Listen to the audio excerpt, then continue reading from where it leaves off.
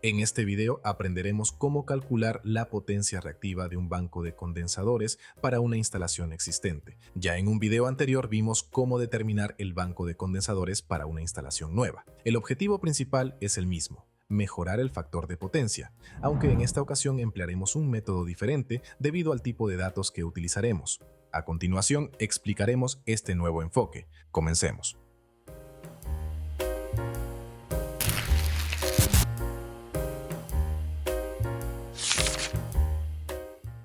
Al igual que en el cálculo del banco de condensadores para una instalación nueva, el triángulo de potencias es fundamental.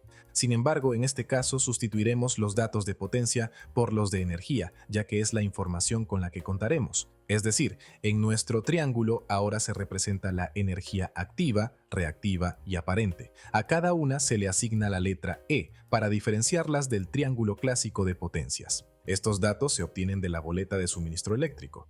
En Chile generalmente no se indica el factor de potencia directamente en las boletas, pero sí se muestra la energía activa y reactiva. Con esta información procedemos a calcular el factor de potencia, que como ya sabemos es lo mismo que el coseno de phi. La fórmula corresponde a la energía activa dividida entre la energía aparente. Si bien conocemos la energía activa, ya que se especifica en la boleta, aún nos falta la energía aparente. Para calcularla, empleamos el teorema de Pitágoras, que nos indica que el cuadrado de la hipotenusa es igual a la suma de los cuadrados de los catetos. Al sustituir los datos, se obtiene que el cuadrado de la energía aparente es igual a la suma del cuadrado de la energía activa y del cuadrado de la energía reactiva. Por último, despejamos la energía aparente y listo. Con esta información podemos ajustar la fórmula para calcular el factor de potencia en una instalación existente. En este punto tenemos el coseno de phi 1, que es el factor de potencia actual, y el coseno de phi 2, que es el factor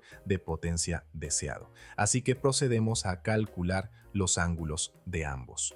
Con estos valores se cuenta con toda la información necesaria para aplicar la fórmula del cálculo del banco de condensadores. No obstante, cabe destacar una particularidad. Al trabajar con energías, el resultado que obtenemos es la energía reactiva, mientras que lo que necesitamos es la potencia reactiva del banco de condensadores. Para realizar esta conversión, se pueden aplicar tres criterios distintos. Uso del horario de funcionamiento de la instalación. Si se conoce el horario de operación, es posible calcular el número de horas de funcionamiento mensual. Teniendo la energía reactiva del banco y las horas de operación mensual, se puede despejar la potencia reactiva a partir de la fórmula de energía. Al integrar este concepto en la fórmula de cálculo del banco, quedaría de la siguiente forma.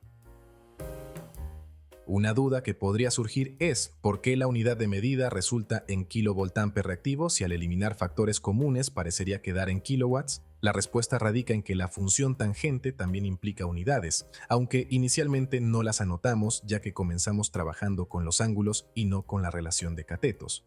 Al anotar todas las unidades y analizarlas, se observa que tras restar términos semejantes y eliminar factores comunes, la unidad final se expresa en kilovoltampere reactivo.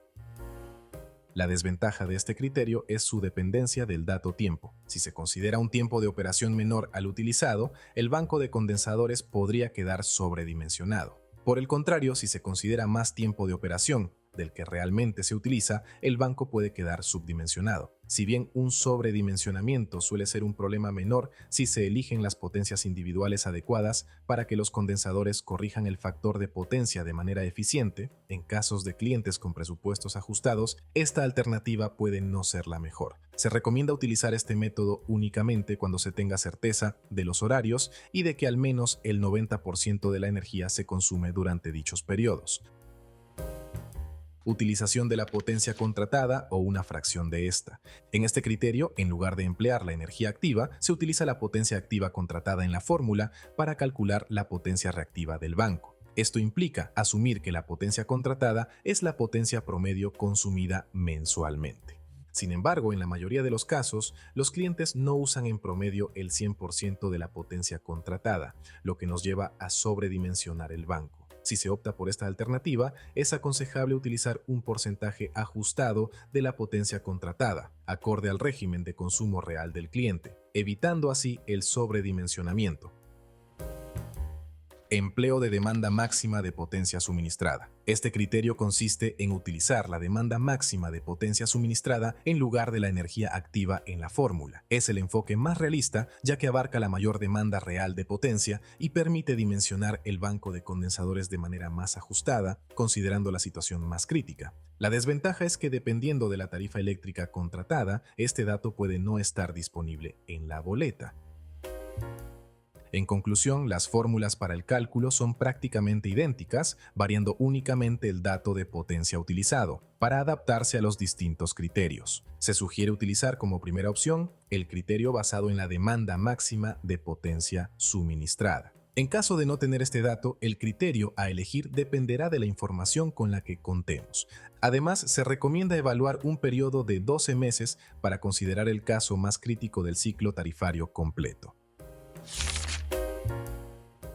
Nuestro cliente cuenta con una potencia contratada de 45 kW, un consumo de energía activa de 10.560 kWh, energía reactiva de 6.860 kVA reactivo hora y una demanda máxima de potencia suministrada de 26,8 kW. Además, se indica que la empresa opera 10 horas diarias durante 5 días a la semana. Procedemos a calcular el factor de potencia usando la fórmula correspondiente.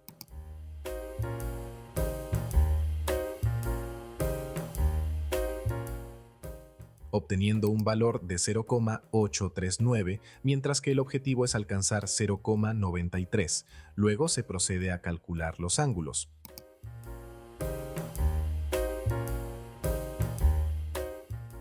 El ángulo Φ1 resulta en 32,97 y el Φ2 en 21,57 grados. Con estos datos en mano ya podemos calcular la potencia reactiva necesaria para el banco de condensadores. Utilizaremos los 3 criterios mencionados previamente para comparar sus resultados. Comencemos con el criterio de uso del horario de funcionamiento. Utilizamos la fórmula correspondiente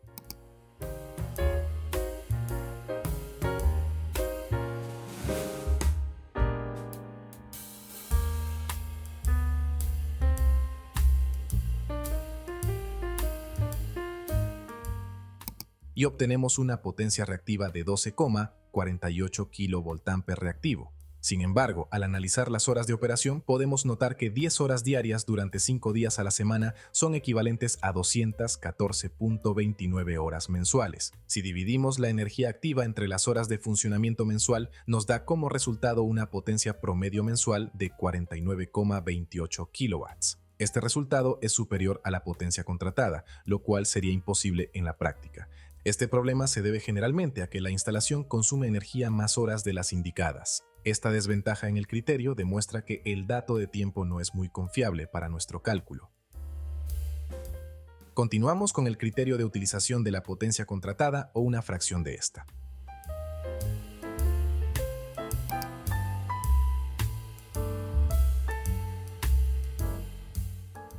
Al utilizar la totalidad de la potencia contratada, el cálculo resulta en 11,4 kVA reactivo.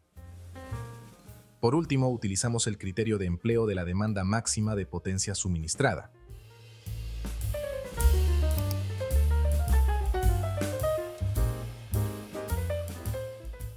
Al aplicar este criterio, el cálculo resulta en una potencia reactiva del banco de condensadores de 6,79 kVA reactivo. Este valor se ajusta mejor a la realidad operativa de la instalación y por ello es el que se recomienda utilizar. Cada uno de estos criterios ofrece un enfoque distinto, pero el criterio basado en la demanda máxima de potencia suministrada resulta ser el más representativo del consumo real de la empresa.